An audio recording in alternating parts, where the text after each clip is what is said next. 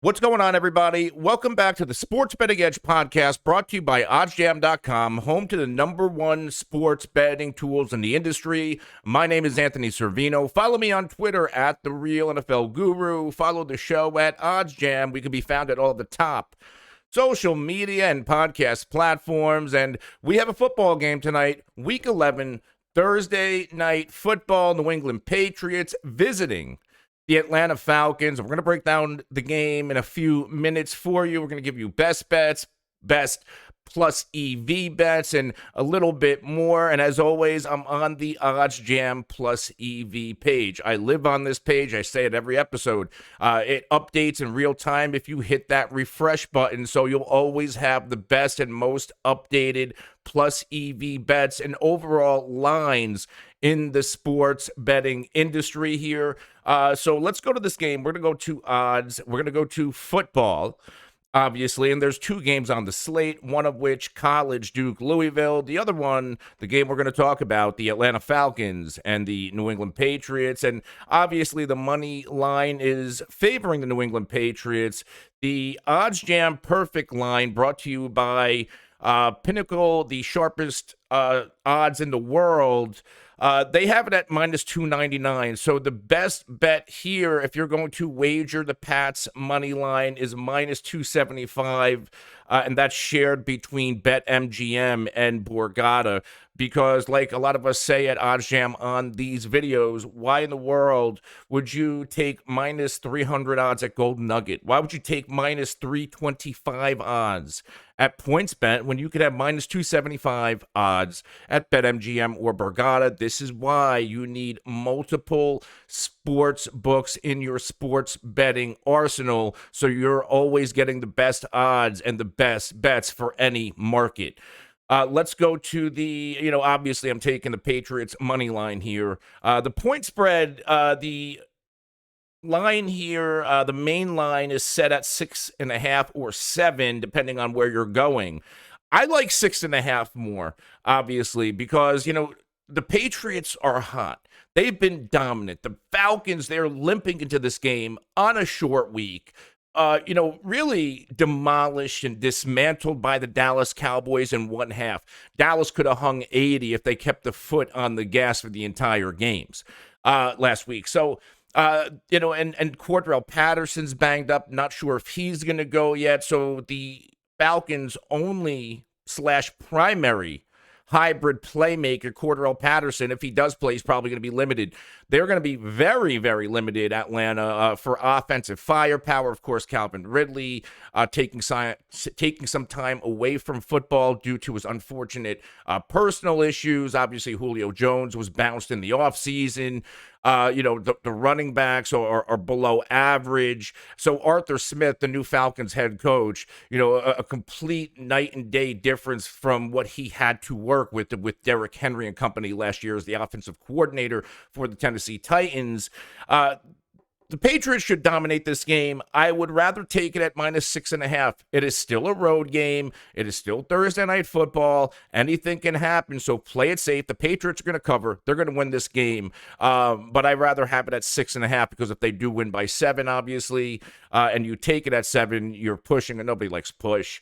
So the best odds here, and we have the OddsJam Perfect line set at minus 13. So you're beating that at PointsBet, Borgata, or BetMGM at minus 6.5. Now, Pats plus 7 at Borgata, BetMGM. If you think they can win by more than 7 points, which is, it's not impossible after, the Falcons lose ugly. When they win those close, ugly games. Well, when they lose really, really ugly, and there are a lot of times blown out in recent memory. So my plus 105, I don't hate it if you believe the Patriots can cover the 7 and win by 8 points.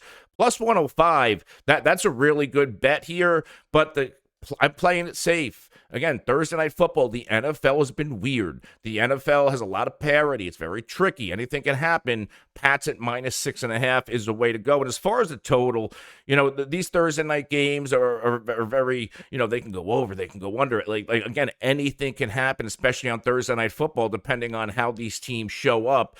The main line is set at 47. The Patriots have been on fire. They're one of the highest scoring teams in the NFL right now, surprisingly, because they couldn't get out of their own way. If you remember last year with Cam Newton, now all of a sudden they can score points at will. As we stand right now, the Patriots are the 6th highest scoring team in the NFL. The Falcons are giving up the 2nd most points in the NFL. So really, and even on the other side, the Patriots defense giving up the 2nd fewest points. The Falcons, it looks like they're giving up scoring the 8th fewest points here. So a big time mismatch. I would probably trend towards the under here or completely fade this. Now, if you can get a nice profitable EV bet, either way, I would go and take that, and we'll look at them in a minute to see if there are any there. But I think the under is the way to go, because if this Patriots team shows up the way they've been, this could easily be like a 34-10 game, and that's obviously 44 points total, and that's the under, because the Patriots could really blow this team out. Their defense could show up and dismantle the Atlanta Falcons, as we've seen that is very possible last week. Let's go to the plus EV page here at OddsJam.com.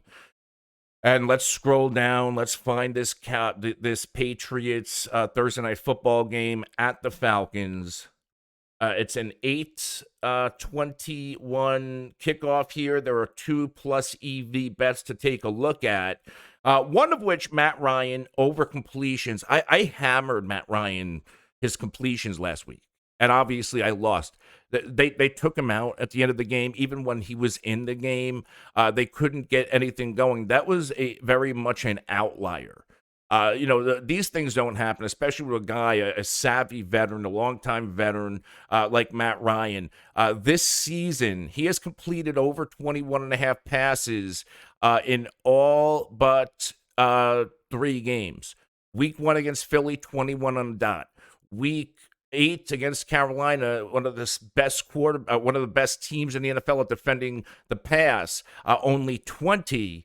And then obviously last week at Dallas, the outlier, 9 completions. I think he goes back to the over this week. As good as this Patriots defense is, they do have some holes. And again, this is the NFL. You're not going to hold guys like Matt Ryan down on a week-to-week basis. So I would hit the over on 21.5, and a nice bounce-back game from Matty Ice here. Let's see if I'm missing anything here with New England. Yeah, in terms of the Patriots are great in terms of not letting up points, but in terms of they're middle of the pack in rushing yards, they're pretty good against the pass, but extremely exploitable. So yeah, I would feel comfortable taking the over on the Ryan completions. Here's one, OddsJam perfect line, -191. Pinnacle thinks this is a lock. -148 for the over receptions on Nelson Agholor.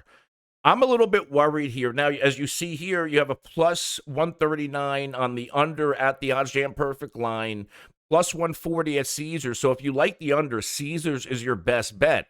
Nelson Agholor, started off pretty good. However, he's been outplayed of late by Kendrick Bourne, who we'll talk about in a minute. Nelson Agholor, earlier in the year, he has gone over 2.5 receptions, 1, 2, 3, 4 out of the first 5 games. In the 5 games since, he's gone over 2.5 receptions once, which was week 8 against the Chargers. So what does this tell me? Kendrick Bourne has surpassed Nelson Agholor in the depth chart as Mac Jones' go-to big play receiver. So I again at the minus 148, I would rather take the under here and go with the recent trend that Nelson Agholor isn't really going to be heavily involved. Maybe he gets one or two, and take the plus 140 odds, and take a shot here on the under. Now it's not a plus EV bet, but they're all not going to hit, especially at minus 148 odds. It's not like this is a plus odds. Be like, all right, I'm going to take a shot here. I'd rather go take a shot on the under at plus 140 and see what happens. Otherwise, fade the bet. Now, let's talk about Kendrick Bourne, because Kendrick Bourne, like I said, he's taken over in terms of fantasy football. It's him and Jacoby Myers, and Jacoby Myers brings that high floor, gets a lot of targets, a lot of receptions, kind of safe, solid play, where Kendrick Bourne is a high variance boom bust option, and Kendrick Bourne has been on the way up lately. Now, Kendrick Bourne, I'm going to pull this up. His receiving yards total is what I'm going to be targeting. And let's see. Let's go. Control F should be your best friend if you're using OddsJam, so you can quickly find what you're looking for. You got to be quick to get to lock in your bets. Receiving, RECEIVING. Receiving. Had to think about that one for a second. So Kendrick Bourne, you have a couple of different numbers here. If we're looking at 32.5, which you can get at PointsBet, minus 130 odds for over 32.5. Kendrick Bourne has gone over that total now. First two games started out slow. In 8 games since week 3, Kendrick Bourne has gone over 32.5 receiving yards. 1, 2, 3, 4, 5, 6, 7. 7 out of 8 games, Kendrick Bourne has gone over 32.5. So 7 out of his past 8. And if you want to include the whole season, 7 out of 10, because the first 2 weeks he really didn't do much. If we take, and that's minus 130. If you want to get better odds and you think he can get a couple of more yards, you can get 34.5 yard over at minus 110 DraftKings Bet MGM and Borgata. He's gone over 32.5 yards. 34.5 yards, 1, 2, 3, 4, 5, 6 out of his past 8. So if you want to get the slightly better odds and you think you can get 34.5 yards, by all means, take it. He's hit that number 6 out of his past 8 games. If you want to play it safe, take a slight hit in odds at minus 130 at PointsBet. Go over 32.5. He's hit that in 7 out of his past 8, including 1, 2, 3, 4, 5 straight games. And again, his reception total, if you want to even go here, might as well since we're here.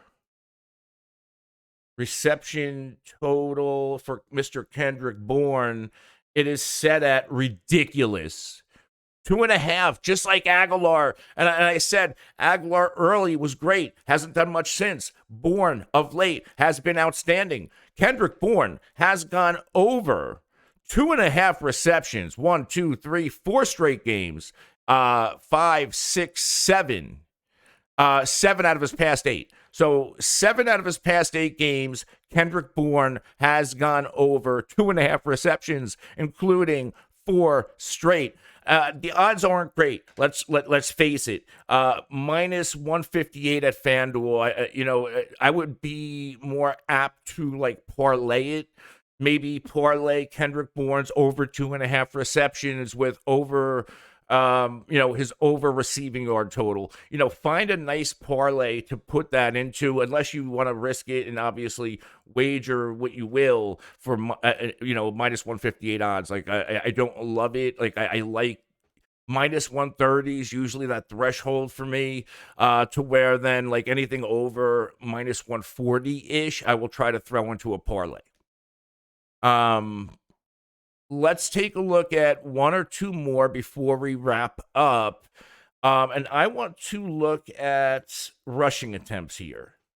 This might be a sneaky one. This is going to be a little bit risky, even though it's pulling up passing attempts. I don't know if I have rushing attempts here. If not, then I don't have rushing attempts.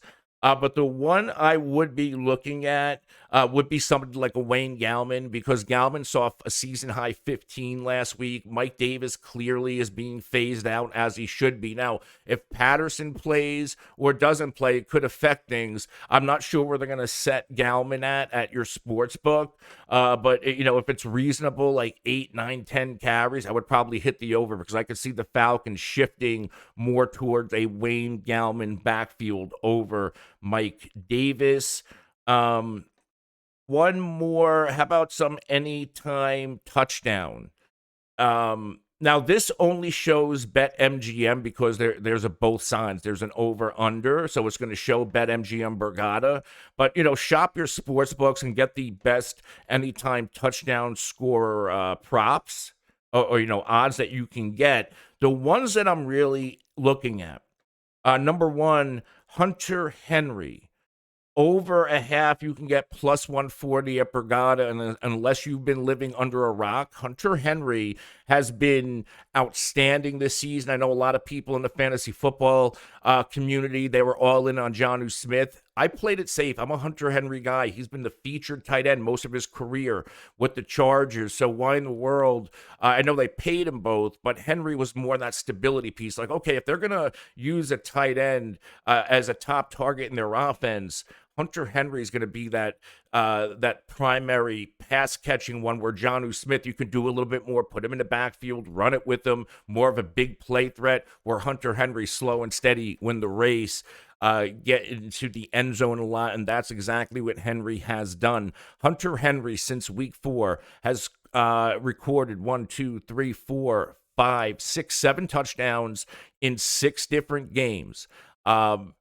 He scored a touchdown in each of his past 2 games. He blanked in week 8 in a revenge game against the Chargers. The way they utilize Hunter Henry in the red zone is phenomenal. Like, this is a guy who gets at least, it seems like 1 red zone target. He's had 1 red zone target in every game since week 4. Which is remarkable. He's had targets inside the 10 in 4 straight games. Targets inside the 5 in 2 out of his past 4 games. We know that they're going to look Hunter Henry's way when they are in the red area. The Falcons, they do give up some production to tight ends, so I'm all in on Hunter Henry's anytime touchdown prop. Another one I'm going to key in on here if you want an anytime touchdown scorer. Rhamondre Stevenson. Now, the expectation is that Damian Harris is good to go. He cleared the protocol. He's practicing. But I believe Rhamondre Stevenson is going to have standalone value. They like to use multiple backs in New England. Rhamondre Stevenson, if game script goes the way I think it's going to go and the Patriots have a lead and they go into the second half with the lead, Rhamondre Stevenson is going to be extremely busy. This is a guy who has scored a touchdown in 2 out of his past 4 games. He scored 2 alone last week. In terms of red zone touches, now obviously it's an outlier because there was no Damian Harris last week, but Rhamondre Stevenson had 6 red zone touches, including 4 inside the 5. He had 2 red zone touches in week 9 against Carolina. He had 1 red zone touch in week 8 against the Chargers, 4 in week 5 against Houston, 1 against Dallas, in which he scored. So I like Rhamondre Stevenson here as an anytime touchdown scorer. But of course, it could also go to Damian Harris. Damian Harris, clearly the primary rusher in this offense and has been paying dividends, it looks like. Now, Damian Harris, touchdown-wise, he's obviously safer. He has scored a touchdown in 1, 2, 3, 4, 5 straight games that he's been active. So, both of these Pats running backs can score. It's a matter of which one maybe you parlay it, but this should be a game where the Patriots are running up the score. Let's face it. If you want a long shot touchdown scoring prop, the Patriots defense plus 550 to score a touchdown. I know it's a long shot. It's a dart throw. Maybe throw a couple bucks on it. But if there's any game where they could pop, like look at Dallas last week, the Falcons are limping in. It's like if Patterson doesn't play, they're going to be playing with a bunch of B unit guys and Matt Ryan. take a shot if you want a long shot touchdown prop bet. But that's going to do it for today's show, guys. Thanks for tuning in. My name is Anthony Servino. Follow me on Twitter at The Real NFL Guru. Follow the show at OddsJam. If you like this video, hit the like button, subscribe to the channel, hit the alert icon so you can be notified anytime we are live or drop new content. And of course, all of your engagements help us reach more people so we can keep putting out this fire content. Good luck on your Thursday night football betting endeavors. Until next time, I'm Anthony Servino. See you later.